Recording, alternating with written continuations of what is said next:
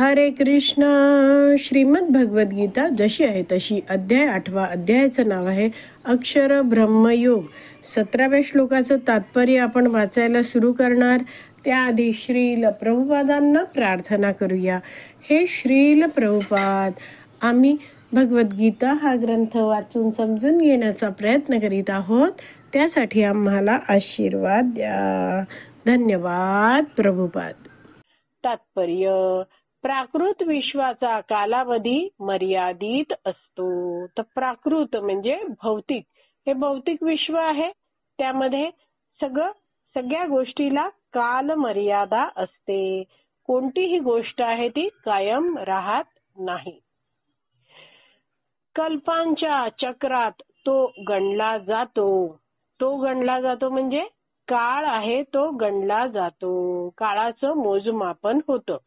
एक कल्प म्हणजे ब्रह्मदेवाचा एक दिवस होय, आणि ब्रह्मदेवाचा एक दिवस म्हणजे 1000 चतुर्युग होय. तर हा जो काळ आहे तो कल्पांच्या चक्रात गणला जातो. म्हणजे आपण विचार करू शकतो की आपल्या तुलनेत ब्रह्माजींचं आयुष्य किती प्रचंड आहे.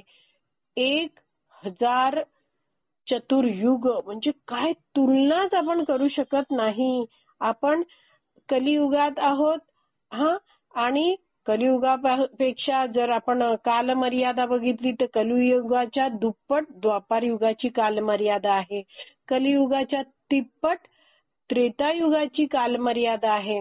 कलियुगाच्या चौपट सत्ययुगाची कालमर्यादा आहे. आणि असे चारही युग एकत्र केले चतुर्युग, आणि असे 1000 वेळा चतुर्युग झाल्यावर ब्रह्माजींचे 12 तास होतात. म्हणजे ब्रह्माजींचं आयुष्य किती प्रचंड आहे याचा आपण विचार करू शकतो. तो वैष्णवाचार्य यावरून एक सल्ला देतात की व्यक्तीने स्वतःचं आयुष्य ब्रह्माजींच्या तुलनेत किती छोटंसं आहे हे जाणून वेळेचा सदुपयोग करायला पाहिजे. तर आपलं हे जीवन आहे ते खूप छोटंसं आहे, आणि या जीवनामध्ये सुख दुःख, लाभ हानी, जय पराजय, मान अपमान ही सगळी द्वंद्व येणारच आहेत. आपल्या कर्मानुसार आपल्याला या सर्व द्वंद्वांना सामोरं जावंच लागणार आहे. जसं भगवंत 7.28 मध्ये म्हटले होते ना की ते द्वंद्व मोह निर्मुक्त्वा भजन्ते मां दृढव्रता. तर या श्लोकानुसार आपण जाणतोय की जीवनात येणारी जी द्वंद्व आहेत त्यांनी मोहित होत बसायचं नाहीये. आपण वेळ फुकट घालवायचं नाहीये. तर भक्तांच्या मार्गदर्शनामध्ये आपण भक्तांच्या संघात दृढपणे भगवान श्रीकृष्णांची भक्तिमय सेवा करत राहायला पाहिजे. पुढे वाचूया. सत्य, त्रेता, द्वापार आणि कली या 4 युगांना मिळून एक चतुर्युग असे म्हटले जाते. आता प्रत्येक जी युग आहेत त्यांबद्दल प्रभुपाद थोडक्यात माहिती देत आहेत. सदाचार, ज्ञान आणि धर्म. तर सत्ययुगामध्ये सदाचारी सगळे होते, सगळे ज्ञानी होते, धर्माने चालणारे होते, आणि अज्ञान व दुर्गुण यांचा जवळजवळ अभाव. सत्ययुगात अज्ञानी कोणी नव्हतं आणि दुर्गुणी पण कोणीच नव्हतं. जवळजवळ या दोषांचा अभाव ही सत्ययुगाची लक्षणे आहेत. सत्ययुगाचा कालावधी हा 17,28,000 वर्षे इतका असतो. तर आपलं जसं एक वर्ष म्हणजे काय आहे 365 दिवस. तर तशानुसार एक वर्ष करत हे मोजले तर किती आहे सत्ययुगाचा कालावधी? 17,28,000 वर्ष. पुढचं जे युग आहे त्रेतायुग. त्रेतायुगामध्ये दुर्गुणांचा प्रादुर्भाव होतो. हळूहळू मनुष्यामध्ये दुर्गुण यायला लागतात, आणि त्रेतायुगाचा कालावधी 12,96,000 वर्षे इतका असतो. द्वापार युगामध्ये सदाचार आणि धर्माचा अधिक प्रमाणात ऱ्हास होतो आणि दुर्गुणाचा प्रभाव वाढतो. तर त्रेतायुगाचं बघितलं. आता द्वापार युगात आणखीन काय होतं आहे गुणांचा ऱ्हास होत चाललाय, धर्म कमी होत चाललाय, सदाचार कमी होत चाललाय आणि दुर्गुणांचा प्रभाव वाढत चाललाय. द्वापार युग 8,64,000 वर्षांपर्यंत चालते आणि शेवटी कलियुगामध्ये 5,000 वर्षांपासून आपण या युगाचा अनुभव घेत आहोत. या कलियुगामध्ये कलह, अज्ञान, अधर्म, दुर्गुण यांचे प्राबल्य असते आणि सदाचाराचा पूर्णपणे ऱ्हास होतो. तर हे कलियुग आहे. त्याच्याबद्दल पुढे लिहिलंय, कलियुगाचा कालावधी 4,32,000 इतके वर्ष आहे आणि त्यातली 5,000 वर्ष पूर्ण झालेली आहेत. इथे आत्ताच आपण हे सगळं वाचलं. तर वैष्णवाचार्य हा मुद्दा समजवतात की कलियुगामध्ये कलह, अज्ञान, अधर्म, दुर्गुण यांचं प्राबल्य असणारच आहे आणि सदाचाराचा पूर्णपणे ऱ्हास होणारच आहे. तर आपण हे जाणून घेतलं पाहिजे की हे सगळं कलियुगात होणारच आहे आणि त्यावर विचार करण्यात आपण वेळ घालवायचा नाहीये. जसं वैष्णवाचार्य एक सुंदर उदाहरण देतात यासाठी की आत्ता दुपार आहे, थोड्या वेळाने संध्याकाळ होईल. आत्ता उजेड आहे, नंतर रात्रीचा अंधार सर्वत्र पसरणार आहे. रात्र झाल्यानंतर सकाळ होते, म्हणजेच आधी पहाट होतं, हळूहळू उजाडायला लागतं. तर हे रोजच होत आहे. रात्रीचा अंधकार वाढला तर आपण अरे केवढा काळोख झाला आहे अशी चर्चा करत बसतो का? नाही. तसंच दिवस उजाडलाय, दिवसा भरपूर उजेड असतो, तर अरे बापरे किती हा उजेड आहे, तर आपण त्यावर सतत चर्चा करत बसतो का? नाही.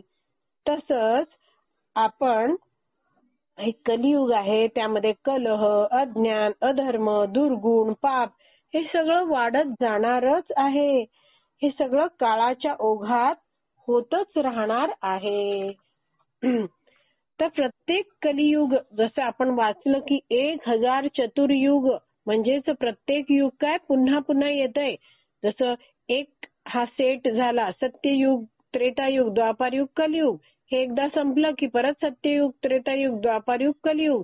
म्हणजे 1,000 चतुर्युग होतात, तेव्हा प्रत्येक हे युग 1,000 वेळा येऊन जात आहेत ब्रह्माजींच्या 12 तासात. तर म्हणजेच प्रत्येक कलियुगात हे होतच आहे. प्रत्येक कलियुगात सदाचाराचा ऱ्हास होत जातो आणि कलह म्हणजे भांडण तंटे, अज्ञान म्हणजे आध्यात्मिक ज्ञानाचं कोणाकडेच नीट काही माहिती नाही, अधर्म वाढतो आहे आणि दुर्गुण सगळीकडे वाढत आहेत. तर हे सगळं होतच राहणार आहे. मग हे सगळं कोणाच्या व्यवस्थेनुसार होत आहे? तर हे सगळं भगवंतांच्या व्यवस्थेनुसार होत जातं. मग आपण हे कलियुगातील जे दोष आहेत त्यांना बघत बसण्यापेक्षा एक उत्तम उपाय जो सांगितला गेला आहे त्याचा विचार केला पाहिजे. जसं यासाठी श्रीमद भागवतम मध्ये सांगितलं आहे 12.3.51 या श्लोकामध्ये कलियुगाबद्दल. ते वाचते आहे. कले दोष निधे राजन अस्ति एको गुण अस्ति एको महान गुणः कीर्तनात एव कृष्णस्य मुक्त संग परम व्रजेत. तर शुकदेव गोस्वामी परीक्षित महाराजांना या कलियुगाबद्दल सांगत आहेत. द्वापार युग संपत आलं आहे आणि आता थोड्याच काळात कलियुग सुरू होणार आहे. तर या कलियुगाबद्दल सांगताना शुकदेव गोस्वामी परीक्षित महाराजांना म्हणत आहेत, हे राजन, कलियुग दोषांचा महासागर असूनही त्यात एक महान गुणही आहे. केवळ हरे कृष्ण महामंत्राचा जप केल्यास मनुष्य भवबंधनातून मुक्त होऊन वैकुंठ लोकाची प्राप्ती करू शकतो. कीर्तनात एव कृष्णस्य, भगवान श्रीकृष्णांचं कीर्तन, गान, भजन, जप केल्यामुळे मुक्त संग परम व्रजेत, तसा व्यक्ती आहे तो या भौतिक जगतातून मुक्त होऊन परमरजे दिव्य आध्यात्मिक धामाकडे जाऊ शकतो. तर हे ज्ञान घेऊन आपण या कलियुगातल्या दोषांवर चर्चा करण्यात वेळ घालवण्यापेक्षा सुरेखरित्या भक्ती करायला हवी. पुढे वाचते आहे. इथे काय म्हटलं आहे हे आपण आधीच वाचलंय. कलियुगाचा कालावधी 4,32,000 इतके वर्ष आहे आणि कलियुगामध्ये अधर्म इतका वाढतो की शेवटी भगवंत स्वतः कल्की अवतार धारण करतात. तर हे कल्की अवतार कधी येतात? अगदी शेवटी येतात. कलियुग किती मोठा आहे? 4,32,000 वर्षाचं आहे आणि आता केवळ त्यातली 5,000 वर्ष संपलीत. तर जेव्हा 4,32,000 वर्ष पूर्ण होत येतील, अगदी शेवटी भगवंत आहेत ते स्वतः कल्कीच्या अवतारात येतील, अवतार तो धारण करतील आणि असुरांचा विनाश ते करतात कल्की येऊन आणि भक्तांचं रक्षण करतात. त्यानंतर नव्या सत्ययुगाचा प्रारंभ होतो. तर वैष्णव आचार्य समजवतात की कित्येकदा लोक या विषयावर चर्चा करतात. कलियुग इतकं वाढलं आहे तर भगवंत अवतार का घेत नाहीत असं ते म्हणतात. पण कलियुगातील अवतार जे आहेत कल्की, ते त्यांचं कार्य काय आहे? पापी लोकांना सपासप तलवारीने कापून काढणं. तर आपल्या आसपास आपण अनेक सारे लोक बघतो जे स्वतः खूप सारं पाप करत आहेत, मात्र ते भक्तांना म्हणतायत की तुम्ही इतकं म्हणता ना हरिनाम घ्या, हरिनाम घ्या, मग तुमच्या भगवंतांना अवतरित व्हायला सांगा ना. बघा या जगतात पाप किती वाढलंय ते. पण जर कल्की आत्ताच आले तर या भक्तांना विचारणारे हे जे पापी लोक आहेत, जे मांस भक्षण करत आहेत, जे नशा करत आहेत, जे व्यभिचार करत आहेत आणि जे जुगार सट्टा खेळत आहेत, तर त्या लोकांना आत्ताच कल्की आले तर काय स्वतःच्या तलवारीने तात्काळ सपासप कापून काढतील. तर आपण जर बघितलं काही बातम्या अशा येतात की केरळमध्ये अनेक लोक स्वतःला कल्की म्हणून सांगत आहेत की मी कल्की आहे. एक तर कल्कीचं मंदिर पण बांधलेलं आहे. तर हे सगळे कसे आहेत? भोंदू कल्की आहेत. कारण खरे जे कल्की अवतार येणार आहेत ते 4,32,000 वर्ष संपतील या कलियुगाची, तेव्हा शेवटी येणार आहेत. या अनेक साऱ्या ज्या केरळामध्ये जे कल्की अवतार म्हणून प्रसिद्ध आहेत त्यातले 2 कल्की आहेत ते एकमेकांशी भांडत आहेत आणि त्यांनी कोर्टामध्ये एकमेकांविरुद्ध तक्रारी पण नोंदवल्या आहेत. काही कल्की आहेत त्यांच्यावर काही आरोप झालेत आणि ते आता जेलमध्ये सुद्धा आहेत. पण मात्र ते म्हणत आहेत आम्ही कल्की अवतार आहोत. तर असे लोक या जगतात भोंदूगिरी करतात. तर आपण काय केलं पाहिजे? आपण जाणलं पाहिजे की भगवंत इतके दयाळू आणि कृपाळू आहेत, त्यांचं आपल्यावर इतकं प्रेम आहे की आत्ता कलियुगाची नुसती सुरुवात आहे तर ते आपल्या सगळ्यांना भक्ती करण्याची संधी देत आहेत. आणि जेव्हा कलियुगाच्या शेवटी कल्की अवतार आला तर तो काही भगवंतांसारखं प्रेम वगैरे काही दाखवणार नाही. भगवान श्रीकृष्ण प्रेमाचं आदान प्रदान करतात, तसा कल्की प्रेमाचं आदान प्रदान करत बसणार नाही. त्याला फक्त तलवारीची भाषा वापरून ते काय करतील? जे काही पापी लोक येतील त्यांना नष्ट करतील. जसं आपण आत्ताच बघितलं तर आत्तापासून एक 550 वर्षांपूर्वी भगवंत चैतन्य महाप्रभू म्हणून भक्त रूपात येऊन गेले. तर हे जे श्री चैतन्य महाप्रभू आहेत ते साक्षात भगवान श्रीकृष्णच आहेत. श्रीकृष्ण चैतन्य, राधा कृष्ण नाही अन्य. तर भगवान श्रीकृष्णाने भगवद्गीतेत सगळे उपदेश सांगितले. भक्तांनी कसं वागावं हे सगळं सांगितलं आणि स्वतः भक्ती कशी करायची हे दाखवायला आता श्री चैतन्य महाप्रभूंच्या रूपाने कलियुगात भगवान श्रीकृष्ण आले होते.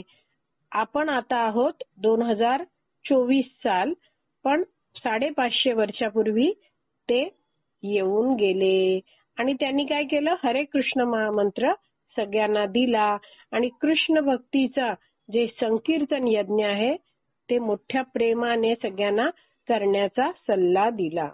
तर हा जो हरे कृष्ण महामंत्र आहे तो इतका शक्तिशाली आहे की या महामंत्राच्या जपाने, कीर्तनाने, या जपाच्या श्रवणाने आणि त्यासोबत भक्त संघामध्ये आपण भगवान श्रीकृष्णांची भक्तिमय सेवा केली तर आपल्यातल्या जे अनर्थ आहेत, अयोग्य गोष्टी आहेत, पाप आहेत, पाप करण्याची प्रवृत्ती आहे ते सगळं काही नष्ट होतं.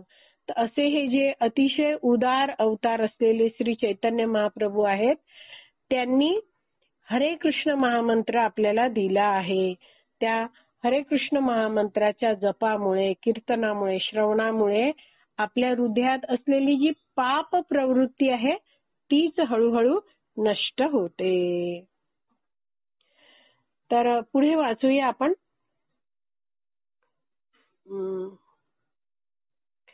नंतर युगामागून युगे येण्याचा हा क्रम पुन्हा सुरूच होत नाही. एक ओळ राहिली.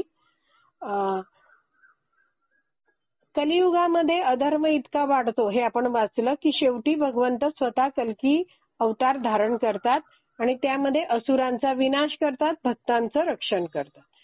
तर आता कलियुग पूर्ण संपलेला आहे. कल्कीनी सगळ्या पापी लोकांना नष्ट करून टाकलंय. भक्त तेवढे राहिले आहेत, त्यांचं रक्षण झालं आहे. त्यानंतर काय होतं, नवीन सत्ययुगाचा प्रारंभ होतो. नवीन सत्ययुग येतं आणि मग नंतर युगामागून युगे येण्याचा हा क्रम पुन्हा सुरूच राहतो. या 4 युगांचे 1000 वेळा फेरे झाले म्हणजे ब्रह्मदेवाचा एक दिवस होतो आणि तितक्या फेऱ्यानंतर एक रात्र होते. अशी 100 वर्षे इतके ब्रह्मदेवांचे आयुष्य असते आणि त्यानंतर त्या ब्रह्मदेवांचा मृत्यू होतो. तर त्या ब्रह्मदेवांची 100 वर्ष म्हणजे काय ते पुढे दिलं आहे. मानवीय गणनेनुसार अशी 100 वर्षे म्हणजे पृथ्वीवरील ही 15 आकडी संख्या आहे. मी खूप वाचण्याचा प्रयत्न केला पण मला काही जमली नाही ती संख्या वाचणं. इतक्या वर्षाबरोबर होतात. इतकं प्रचंड कालावधी वर्षे कोण जगत आहेत, ब्रह्माजी जगत आहेत. तर आपण जाणू शकतो की आपल्या तुलनेत हे ब्रह्माजींचं आयुष्य आहे ते किती प्रचंड आहे. तर आज आपली विराम द्यायची वेळ झाली आहे. आज आपण इथेच विराम देऊया आणि पुढच्या भागात उरलेलं तात्पर्य वाचूया. श्रीमद भगवद गीता की जय. श्रील प्रभुपाद की जय. हरी बोल.